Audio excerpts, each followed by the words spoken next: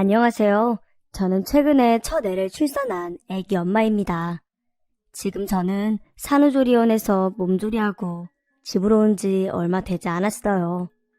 몸은 회복 중이긴 한데 마음이 아직 회복이 되지 않은 상태라 최근까지도 너무 힘들었었네요. 그래도 제 마음도 정리할 겸 해서 이렇게 제가 좋아하는 채널에 사연을 보냅니다. 저는 어렸을 때 부유하게 자랐어요. 아빠가 사업을 운영하고 계셨는데 꽤 크게 운영하고 계셨거든요. 브랜드 의류였는데 옷으로 시작하긴 하셨지만 운동화, 가방, 모자 등등 스포츠 관련 용품도 많았고 어린아이부터 성인까지 다 입을 수 있는 운동복이었습니다. 그래서 저는 어릴 때부터 아빠 회사에서 나온 것들을 입고 다니고 친구들에게 자랑하곤 했었죠. 스포츠 의류라고 하더라도 아이들용은 이쁘고 귀엽게 나오는 게 많잖아요. 좋아하는 캐릭터 이런 것도 함께 입고 하니까 친구들의 부러움을 한 몸에 받으면서 자라게 되었습니다. 그래서 저는 친한 친구들에게는 제가 갖고 있는 학용품이나 아빠 회사에서 나온 옷들을 나눠주기도 했었고 그 덕분에 저는 친한 친구들이 더 많아졌었죠. 운동회 때나 단체복을 맞출 때도 아빠 덕분에 저는 주목을 받을 수 있었어요. 우리 반 아이들을 위한 티셔츠는 아빠가 그냥 주기도 하셨거든요. 중학교 2학년 체육대회 때 아직도 그때가 가장 기억에 남아요. 아빠는 그날도 어김없이 저를 위해 단체 티를 제작해서 학교로 직접 가져다 주셨어요. 티셔츠랑 햄버거 세트를 챙겨 들고 학교에 오셨었는데 친구들이 그걸 받고 저한테 엄청 고맙다고 했었거든요. 친구들이 단체로 제 이름을 부르면서 잘 먹고 잘 입을게, 고마워 했을 때 아빠가 절 바라보면서 뿌듯해하며 웃던 기억이 아직도 머릿속에 생생하게 남아있습니다. 왜냐하면 그게 아빠와 함께한 제 마지막 체육대회였으니까요. 무슨 일이 생겨버린 건지 아빠는 그 이후에 부쩍 살이 빠지셨어요. 저는 무슨 일이냐고 제가 함께 돕겠다고 했는데 아빠는 어른들 일이니까 신경 쓰지 말라고 하셨습니다. 그리고 잘 될 거니까 너무 걱정하지 말라고 하셨지요. 그렇지만 저는 마음이 너무 불편하고 불안했어요. 아빠의 얼굴이 너무 힘들어 보였거든요. 그런데 어느 날 아빠, 엄마, 저 동생 이렇게 식사를 하고 있었는데 누군가가 아빠를 찾는 전화가 걸려왔어요. 통화를 받으시고 아빠는 먼저 밥 먹고 있으라고 나가셨는데 그 후로 영영 돌아오지 않으셨습니다.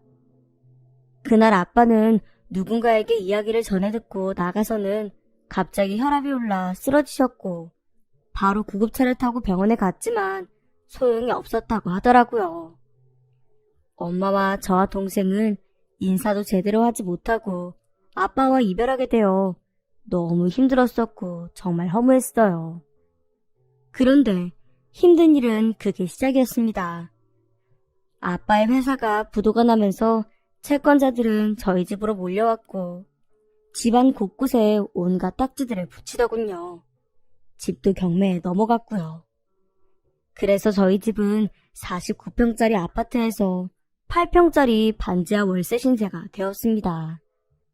보증금을 싸게 하다 보니 월세인데도 너무 비싸더군요. 매달 나가는 돈도 걱정이었지만 정신적으로도 정말 너무 힘들었습니다. 저랑 제 여동생은 1살 차이라 서로 사춘기인데 각자 방도 쓰지 못하고 환경이 변해버리자 성격도 날카로워졌고 그래서 둘이 매일 싸웠네요. 엄마도 둘을 말리다 못해 화를 내셨고 여자 셋이 아무것도 할 수 없고 막막하기만 하니까 정말 사는 게 너무 힘들더군요. 엄마는 직장에 다녀본 적도 없는 사람이어서 당장 월세를 어떻게 마련해야 할지 너무 막막해 했습니다. 그래도 당장 먹고 살아야 하니까 뭐라도 해보자는 생각에 셋이 부업을 시작했네요. 한 1, 2년은 정말 생각할 수도 없을 정도로 힘든 날을 보냈습니다.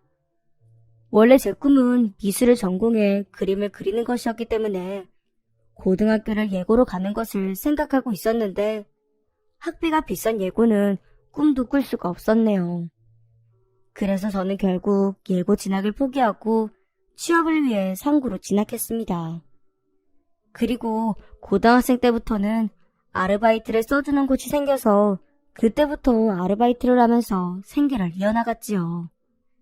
그러면서 엄마와 동생한테도 일 구하는 법, 일하는 법 등 제가 많이 알려주기도 하고 응원해주기도 하면서 살아갈 수 있었네요. 사람이 환경이 변하니까 성격이 변하더군요. 고등학교 때 학교에서 가끔 실습생 구해서 회사 들어가면 실습비로 얼마 챙겨주고 그런 회사들이 있었거든요. 그래서 저는 실습생 구한다고 하면 제가 가겠다고 손들고 지원했고, 그러다 보니 원래 성격이 내성적인 편이었는데도 긍정적이고 적극적인 성격으로 변하게 되었습니다. 그 덕분에 저는 고등학교 3학년 1학기 때부터는 취업에 성공해 아예 정식으로 회사를 다닐 수 있었고, 그때부터 그나마 안정적인 삶을 살 수가 있으니까 엄마랑 동생이 너무 좋아하더군요. 처음에 회사에 갔을 때는 좀 신기했어요. 다른 친구들은 교복 입고 학교 가는데 전 예쁘게 차려입고 화장도 하고 회사를 가게 되었으니까요. 게다가 거기는 다들 저보다 나이가 훨씬 많은 사람들이 대다수였고 가끔 실습생이 들어오면 반갑기도 했지만 오히려 부러운 마음에 어색한 기분도 들었던 것 같아요. 이렇게 제가 적응하는데 오랜 시간이 들다 보니 회사 사장님은 학교에서 먼저 봤을 때랑 왜 이렇게 다르냐며 당황해 하셨고 저는 혹시라도 잘릴까봐 아니라고 괜찮다고 하면서 일부러 태어난 척 했네요. 입사하고 1, 2년 동안은 사원으로 지내면서 회사의 잡일을 맡아서 했었는데 3년차가 되니 저도 주임으로 승진도 하게 되었습니다. 그러면서 부서도 바뀌고 제 담당 선임도 바뀌게 되었네요. 과장님이셨는데 저랑 9살 차이가 나는 사람임에도 불구하고 나이에 맞지 않게 되게 어려 보이더라고요. 생각하는 거나 행동하는 것도 되게 센스 있는 사람처럼 보였고 주변 사람들을 잘 챙겨주는 사람이라 호감이 갔습니다. 과장님은 제가 어리니까 뭐든 먼저 선택할 수 있게 배려해 주셨고 다른 사람들에게도 저를 챙겨주라고 말도 해주셨습니다. 회식 날에는 제가 부탁하지도 않았는데 끝나고 직접 차로 집에 데려다 주기도 하더라고요. 특별한 이야기는 하지 않았는데 저는 그래도 기분이 이상했습니다. 왠지 과장님이 절 좋아하는 것 같은 기분이 들었거든요. 그래도 저한테 직접 이야기한 게 아니니까 저는 가만히 있었죠. 그랬는데 며칠 뒤에 여자 대리님이 저를 살짝 부르더라고요. 이주임, 혹시 과장님 좋아해? 네? 아니요. 무슨 일이신데요? 아니면 다행이네. 아니야, 그냥. 여자 대리님의 태도를 보니까 그 대리님이 과장님을 좋아하고 있었던 것 같더라고요. 그래서 저는 과장님이 인기가 많구나. 그 정도로 생각하고 있었습니다. 그런데 과장님이 주말에 저한테 일 좀 도와줄 수 있겠냐고 그러더라고요. 저는 과장님이 부르니까 일단 알겠다고 하고 나갔고요. 그런데 별일 아닌 것 같은데도 자꾸 저를 시키는 게 아니겠어요. 그리고는 저녁 약속 없으면 저녁 먹자고 하는데 이래서 불렀구나 하고 눈치를 챌 수가 있었습니다. 분위기 좋은 레스토랑에서 음식을 시켜주던 과장님은 저한테 대뜸 묻더라고요. 이주임, 혹시 만나는 사람 있어? 아니요. 그럼 나는 어때? 저는 짐작을 하고 있었던 터라 흔쾌히 웃으며 좋다고 말했습니다. 대리님 눈치가 살짝 보이긴 했으나 과장님하고의 연애라니 왠지 드라마에서 나올 법한 장면처럼 여겨지더라고요. 기분이 좋고 설레이고요. 그래서인지 그날 이후로는 회사에서도 과장님을 향한 마음을 숨길 수가 없었네요. 과장님도 티를 안 내려고는 했지만 저를 엄청 챙겨주고 자꾸 쳐다보고 하니까 다른 직원들한테도 티가 났던 모양이었고요. 그 덕분에 전 또 대리님한테 끌려갔네요. 이주임, 과장님이랑 사귀는 사이야? 네? 아니 그게... 이주임, 집이 좀 어렵다고 하지 않았어? 과장님 말이야, 이주임하고는 어울리는 사람이 아니야. 이주임이 잘 몰라서 그러나 본데 괜히 상처받지 말고 그냥 깔끔하게 끝내. 저는 대리님의 얼토당토 않는 말에 너무 당황스러웠고 저한테 왜 이러나 싶었습니다. 괜한 질투심에 저랑 과장님 사이를 갈라놓으려고 하는 건가 싶어 그냥 무시하고 넘기려고 했지요. 그런데 대리님이 충격적인 사실을 털어놓고야 말았습니다. 과장님, 사장님 아들인 거 알아? 이주임 갖고 노는 걸 수도 있어. 과장님이 사장님 아들일 거라고는 생각지도 못했는데 저는 대리님의 말을 듣고 너무 충격을 받았습니다. 정말 대리님 말대로 과장님이 절 갖고 노는 것일 수도 있다는 생각이 들었으니까요. 그래서 회사를 그만둘 각오까지 하고 과장님한테 물었습니다. 저 갖고 노시는 거죠? 어떻게 그런 말을 안 해줄 수가 있어요? 결혼하면 알게 될 텐데 내가 미리 말할 필요가 있나? 그러더니 과장님은 저를 사장실로 끌고 가더라고요. 사장님은 저와 과장님을 의아하게 바라보셨고 과장님은 사장님께 대뜸 저를 인사시키면서 앞으로 결혼할 며느리라고 이야기를 했습니다. 사장님은 그 말에 당황해하면서 웃으시더라고요.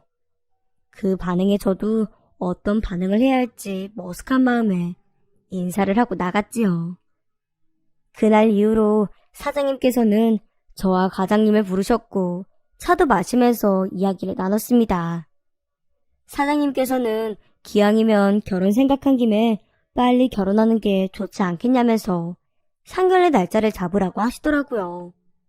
저희 집 형편을 들으시더니 그럼 많은 것을 지원해 줄 테니 하고 싶은 대로 진행하고 결과만 알려달라고 하면서 저를 예뻐해 주시더라고요. 저는 아직 어린데 결혼을 하게 된다는 것이 꿈만 같았어요. 너무 놀라고 당황스럽긴 했지만 그래도 걱정했었던 부분이 잘 해결되어 다행이라는 생각이 들었네요. 과장님이 사장님 아들이라는 걸 알고 나서는 혹시라도 반대해서 헤어지게 될까봐 걱정했었거든요. 근데 이외로 순조롭게 진행되는 것 같아 매우 기뻤습니다. 그런데 상견례 날짜를 잡고 날짜가 다가올 무렵 사장님께서는 건강이 안 좋아지셨다며 입원을 하게 되셨고 갑자기 상태가 악화되어 중환자실로 옮긴 지 5일 만에 세상을 떠나셨습니다. 원래 지병이 있으셨다고는 하나 겉으로 보기에는 너무 멀쩡하셨기에 회사 사람들 모두 너무 당황했었고 무엇보다 당황한 사람은 바로 저와 과장님이었어요. 사장님이 돌아가시자 경영에 관여하지 않았던 예비 시어머니는 갑자기 회사에 찾아오시고 이제부터 본인이 관리하겠다면서 회사를 소란스럽게 만드시더군요. 그로 인해 퇴사자들이 속출하는 등 회사는 아수라장이 되었고 결국 과장님이 회사를 운영하기로 하셨습니다. 물론 그것조차 반대하는 사람도 많았지만 과장님은 사장님이 되어 점차 논란을 잠재우셨고 회사는 몇 개월 만에 제자리로 돌아올 수 있었네요. 회사는 이제 안정감을 찾아갔지만 예비 시어머니의 성화로 우리는 결혼을 할 수가 없게 되었고 사장님은 매일 편한 날이 없었습니다. 게다가 예비 시어머니는 사사건건 회사 일에 관여하려고 하시더군요. 제가 같은 회사에 다니는 것조차 싫다면서 저를 해고하라고 강요하셨고 사장님은 대화가 안 된다며 어머니께 화를 내는 일이 다반사였습니다. 회사 일은 제가 알아서 해요. 어머니는 관여하지 마세요. 그래도 너보다는 엄마가 옆에서 회사를 지켜본 세월이 있는데 엄마 말대로 하라니까. 그리고 결혼은 아직 때가 아니라니까 왜 자꾸 고집 부려? 쟤부터 잘라. 다 엄마 말대로 해. 하지만 사장님은 털 하나 까딱하지 않으셨죠. 그런데 그게 더 예비 시어머니의 심기를 건드린 것이 되어 저는 더 괴로워지고 말았습니다. 너 서류 다 봤다. 너 대학도 안 나왔다더라? 상고 나온 주제에 어딜 대학원까지 나온 우리 아들을 넘봐? 내 아들은 니까지 내가 쳐다도 못 보는 사람이야. 이렇게 예비 시어머니는 사무실에 앉아 일하는 저에게 소리를 지르고 하셨고 저는 회사 안에서 대놓고 무시를 당했습니다. 정말 너무 자존심 상하고 창피해서 눈물도 안 나오더군요. 회사 직원들은 예비 시어머니의 그런 모습을 보고 경악을 했고 저에게 괜찮냐고 위로를 해주었네요. 그리고 사장님 역시도 어머니의 그런 모습은 처음 봤는지 기겁을 하면서 한 번만 더 회사에 찾아와 행패 부리면 집을 나갈 거라고 엄포를 놓았습니다.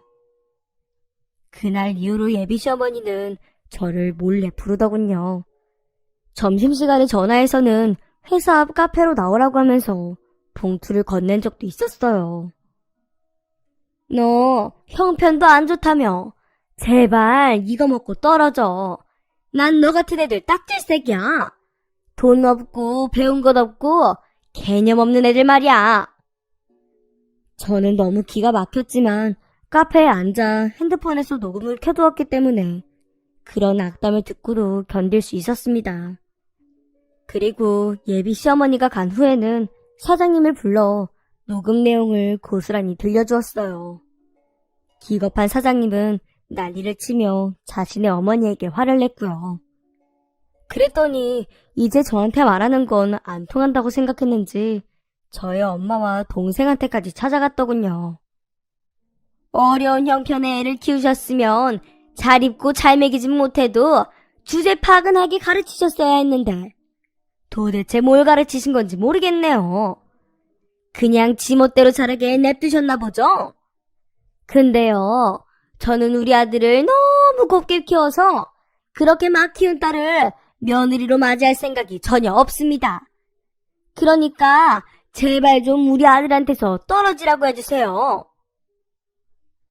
이렇게 말하고 갔다네요. 제가 없다고 제가 모를 리가 있나요?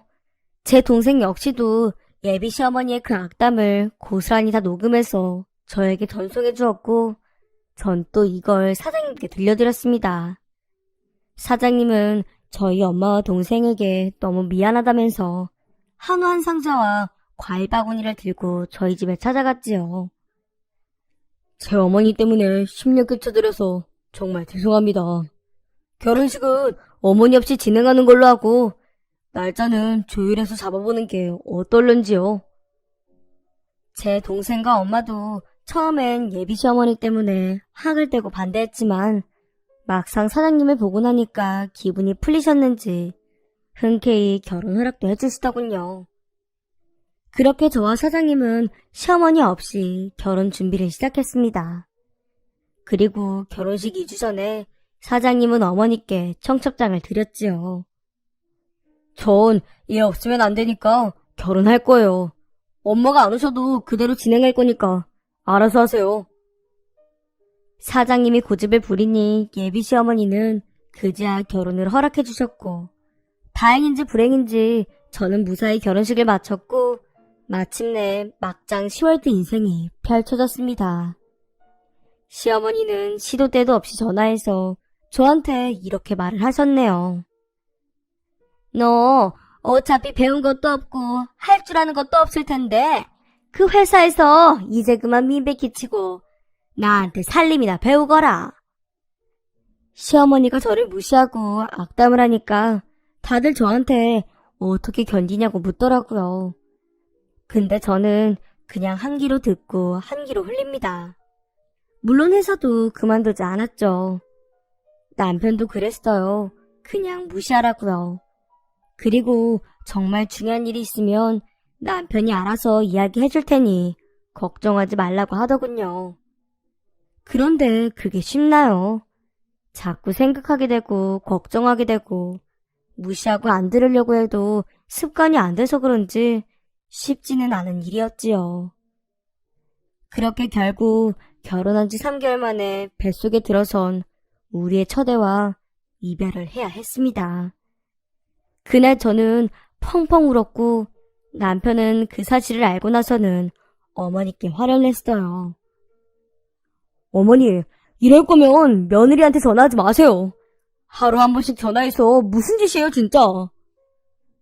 그랬더니 시어머니는 온갖 핑계를 대면서 이야기하더라고요. 아니, 내가 정말 애 떨어지라고 그랬겠니? 난 그냥 집안에 며느리가 들어왔으니까 이제 나랑도 친해져야 하고 살림도 배워야 하고 하니 자주 와서 좀 배우라고 한 거야. 다른 뜻은 없었다? 오해하지 말거라. 그 말에 남편은 엄청 화가 나서 씩씩댔지만 그래도 뭐 어쩌겠어요. 그냥 앞으로는 조심 좀 해달라고 했지요. 하지만 시어머니의 행동은 달라지지 않았습니다. 자주 가지 않으려고 했지만 3개월에 한 번씩은 와야 하지 않겠냐는 말에 예의상 알겠다고 대답은 했는데 저도 신경 쓰이니까 가게 되더라고요. 너 주말에 와서 이불 빨래 좀 싹 해놔라. 요즘 아주 먼지가 많아서 죽겠다. 무슨 일꾼도 아니고 일하러 오라가라 하는 게 영 기분이 안 좋았지만 그래도 시어머니의 부름이니 주말에 시댁에 갔습니다.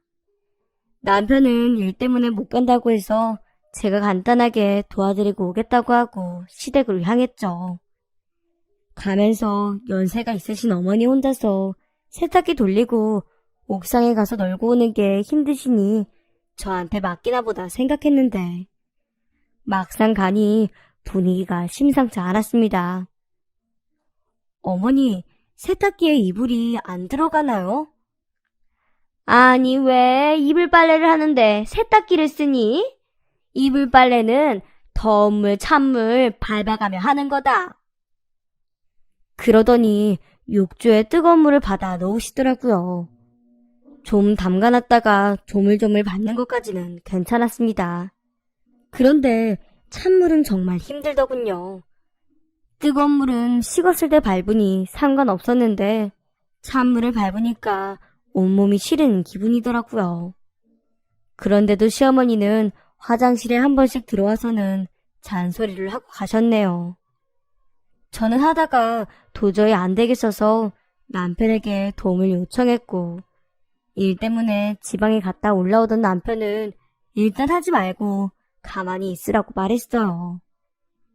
남편은 도착해서 제 몰골을 보고는 어머니께 짜증을 냈고 어머니는 내가 뭐 대단한 일 시킨 거냐면서 오히려 아들한테 화를 내더라고요. 그런데 그 순간 갑자기 배가 살살 아프더니 하혈을 하는 느낌이 나기 시작했습니다. 그리고는 밑이 빠지는 것 같은 통증에 그대로 주저앉았고 남편은 기겁을 해서 저를 데리고 병원으로 향했어요. 검사를 받아보니 2번째 임신이 됐었던 모양이더군요. 결국 저는 또 유산을 하고 말았습니다. 그렇게 2번의 유산을 하고 났을 때 그때 제 나이는 겨우 24이었고 남편의 나이는 저와 9살 차이가 나니 33이었네요.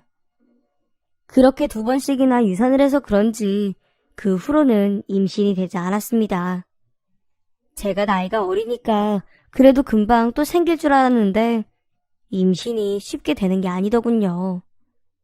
일찍 한 결혼이니만큼 아이를 여러 명 낳고 행복하게 살고 싶었는데 한동안 아이 소식이 없으니까 너무 우울하고 불안하고 많이 힘들었습니다.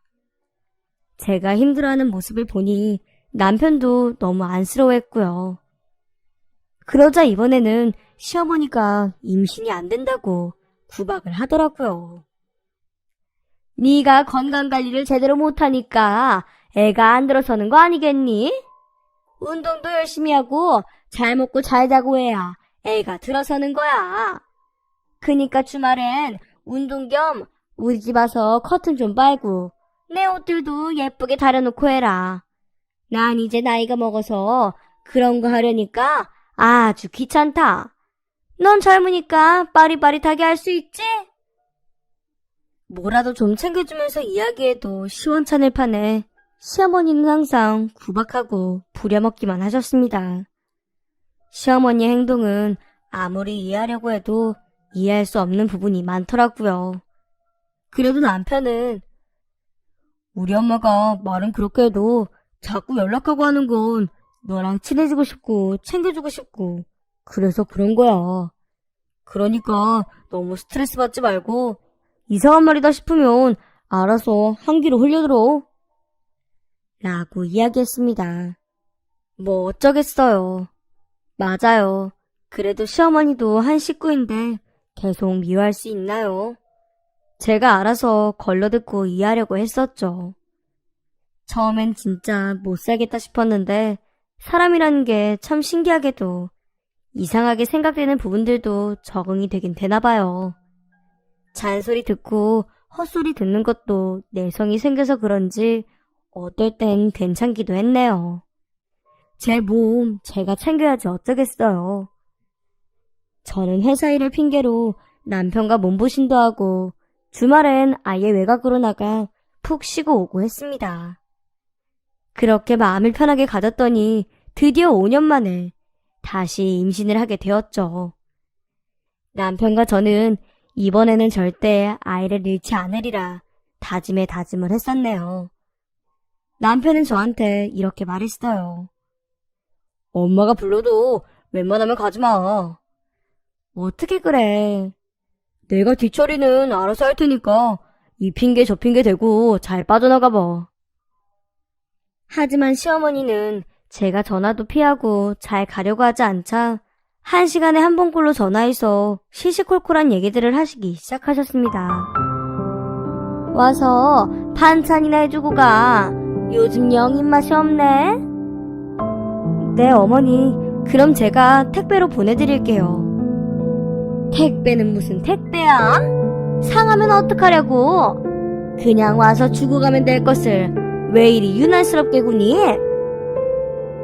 가끔은 저도 시어머니의 구박에 흔들릴 것 같아서 저는 속으로 애국가까지 생각하며 구박을 흘려드리려고 노력까지 했었네요. 안 그러면 너무 신경 쓰게 돼서 스트레스를 받거든요. 그래도 간신히 넘어가고 하면서 버텨왔더니 임신은 안정기에 접어들었고 이제 뱃속에서 잘 자라기만 하면 되는 거라 안심하고 있었습니다. 하지만 뱃속의 아이가 예민한 편인지 몸이 너무 힘들더라고요. 아주 조금만 무리하면 팔다리가 퉁퉁 붓고 음식 냄새에도 너무 속이 거북하고요. 입덧이 너무 심해서 사회생활이 불가능할 정도였습니다. 시어머니는 그래도 자기 아들 무서운 줄은 알아서 남편한테는 연락도 자주 안 하고 저한테만 그렇게 귀찮게 하고 그러는 사람이었거든요. 제가 회사에 있을 때는 회사로 찾아올 수가 없으니까 전화로 구박하고 있었는데 제가 너무 힘들어서 집에서 쉬기 시작한 이후로는 집으로 들이닥치는 날이 많았지요. 이렇게 곰처럼 게을러서야 되겠니? 가만히 있지만 말고 반짝반짝 윤이 나게 좀 닦으란 말이야. 이렇게 곳곳을 닦으라고 하질 않나. 냉장고 문을 열고는 냉장고가 이게 뭐니?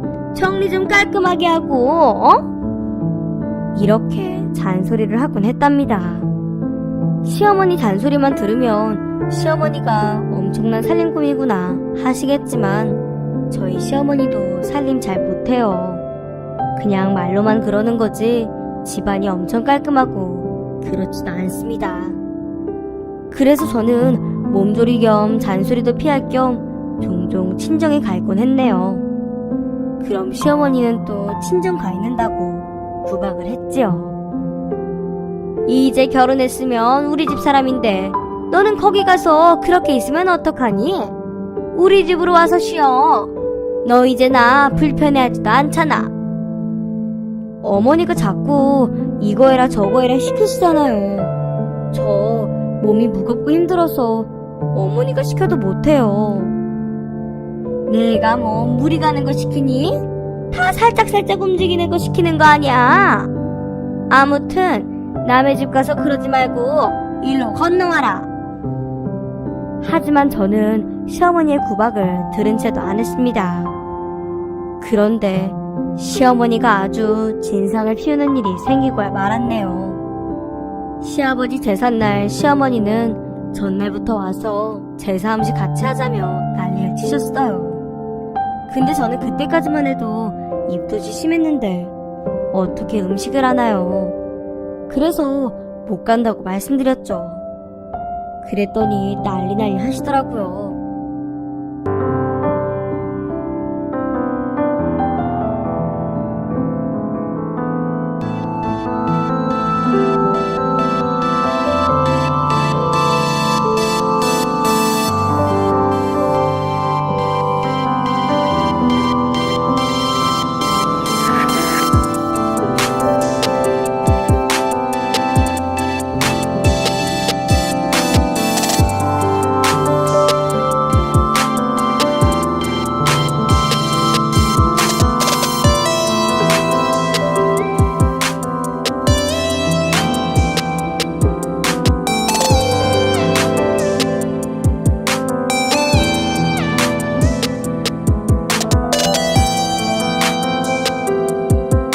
너 같은 며느리를 애초에 드리는 게 아니었는데 어떻게 너는 도움되는 게 하나도 없니?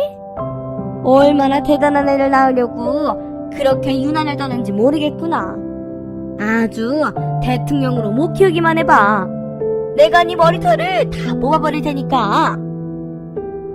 귀에서 피가 날 정도의 전화를 끊고 나니 계속 신경이 쓰이더라고요. 다른 건 몰라도 제가 며느리인데 제사는 도와드려야 하는 게 아닌가 싶어서요. 남편은 그렇게 걱정하지 말고 요즘은 제사 음식 시켜서도 하니까 그런 거 알아보라고 했는데 시어머니가 허락을 하실 리가 없었죠. 그렇게 계속 제사에 신경 써서 그런지 배가 살살 아픈 게 도저히 몸을 일으킬 수가 없을 정도였어요. 머리도 어질어질해서 계속 누워 있었고요. 그래서 남편에게라도 부탁해보려고 전화를 했지요. 여보, 혹시 나 대신 자기가 제사 음식 좀 도와드리면 안 될까? 업체 쓰라니까. 그리고 나 바빠서 12시 딱 돼야 도착할 것 같아. 신경 쓰지 말고 당신은 그냥 쉬라니까 그러네. 하지만 쉬라는 남편의 말에도 마음이 불편한 건 어쩔 수 없었습니다. 그래서 잠깐 얼굴이라도 비추고 와야겠다는 심정으로 조심스럽게 준비를 시작했어요. 그렇게 택시를 잡아타고 시댁에 도착했는데 무리하지 않은 것 같은데도 식은땀이 다 나더군요. 그럼에도 숨을 크게 들이쉬며 어머니, 저 왔어요 하면서 문을 열었는데 저는 정말 기겁하고야 말았습니다. 왜냐하면 그곳에 저 대신 제 친정엄마가 바닥에 쪼그리고 앉아 제사상을 준비하고 계셨으니까요. 엄마, 여긴 어떻게 왔어? 제가 소스라치게 놀라니까 시어머니는 제가 올 거라는 생각은 못했는지 살짝 당황하는 듯 하더니 이내 막말을 쏟아내더군요. 우리 집안이 너한테 쏟아부은 게 얼만데 필요할 때 일손이라도 보태야 하는 게 맞는 거 아니니? 안 그래요, 사돈? 네, 그럼요.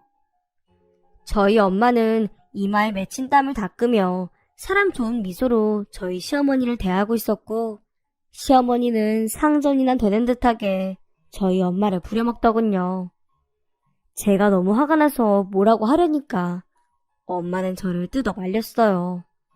그래서 이왕 이렇게 된 거 그냥 함께 준비를 했죠. 저희 엄마가 웬만한 건 다 해놔서 전 그냥 옆에 서 있기만 했는데 그래도 화는 가라앉지 않았습니다. 그렇게 12시 좀 안 되어 남편이 도착했고 남편은 저희 엄마를 보고 사색이 돼서 너무 죄송하다고 인사를 드렸어요. 그리고 시어머니는 이제 제사를 시작해야겠다면서 방 안에서 시아버지의 영정사진을 들고 나왔고 창 위에 내려놓았습니다. 그런데 저희 엄마가 사진을 보시더니 갑자기 큰 소리를 지르는 것이었어요. 세상에, 저 사람! 하면서 울부짖으며 제사상을 엎어버리셨고, 남편과 저는 무슨 영문인지도 모른 채 엄마를 뜯어 말렸습니다. 바로 저놈이 우리 집을 말아먹게 한 그놈이야. 그런데 세상에 이렇게 잘 살고 있었어? 남의 가정을 한순간에 파탄내놓고 이렇게 으리으리한 집에서 잘 살고 있었냐고. 알고 보니 시아버지는 제 친정아빠와 사업을 확장해보자는 빌미로 사기를 쳤던 사람이었고, 아빠는 사기인 줄도 모르고 홀랑 다 날려버린 것이었습니다. 시아버지는 저희 아빠가 하려던 아이템을 가지고 새로운 회사를 차리고서는 오히려 저희 아빠가 그 회사 디자인을 도용했다며 소송을 걸었고, 아빠는 이미 시아버지의 회사에 자료를 넘긴 상태라 증거도 남아있지 않았죠. 그렇게 아빠가 돌아가시고 저희 가족이 어떻게 살았는데, 뒤통수를 친 사람은 이렇게 떳떳하게 잘 살고 있었다는 사실에 엄마는 한참을 오열하셨습니다. 시어머니는 당시 상황을 잘 알고 계셨는지 난감해 하시더군요. 그러면서 하시는 말씀이 아주 가관이었네요. 우리 집도 살려면 어쩔 수 없었어요. 그래도 지금까지 잘 살아오셨잖아요.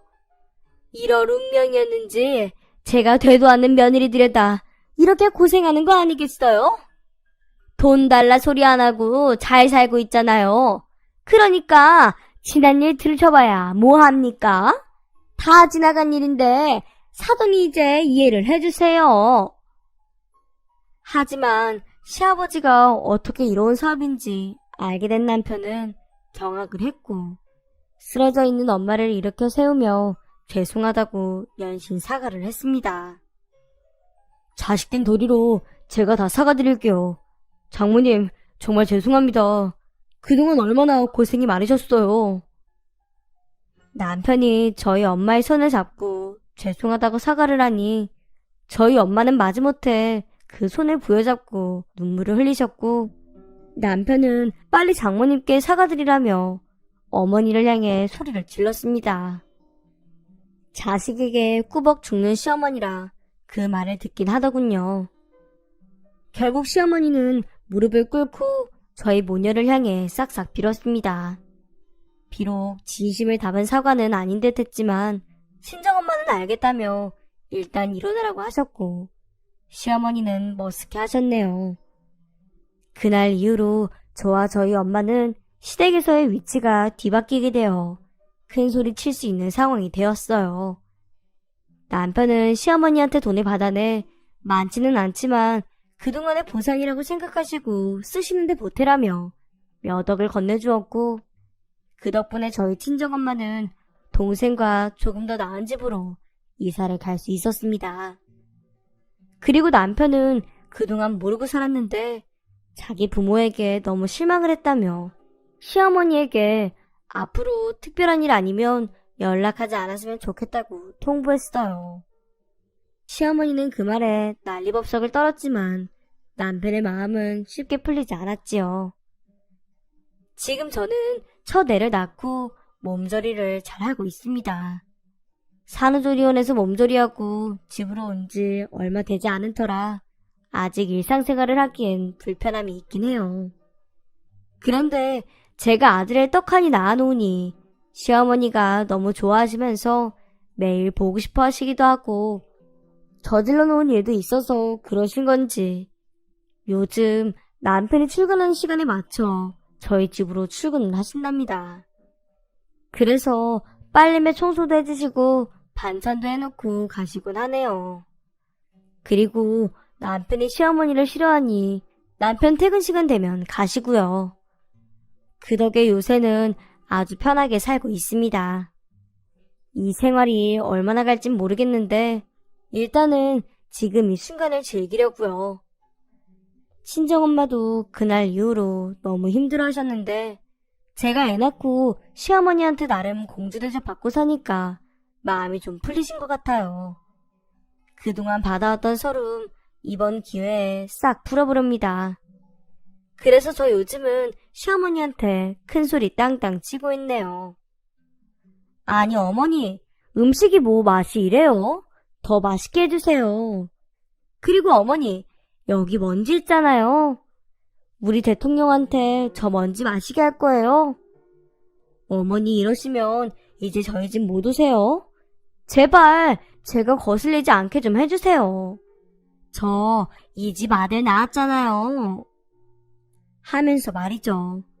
너무 웃기죠? 살면서 구박도 받을 만큼 받았고 아버지 돌아가시고 어릴 적부터 고생도 해봤으니 이제 행복한 일만 가득하겠죠. 이 사연을 듣고 계시는 여러분의 가족분들도 행복하시고요. 언제나 즐거운 일만 가득하시길 바라겠습니다. 감사합니다.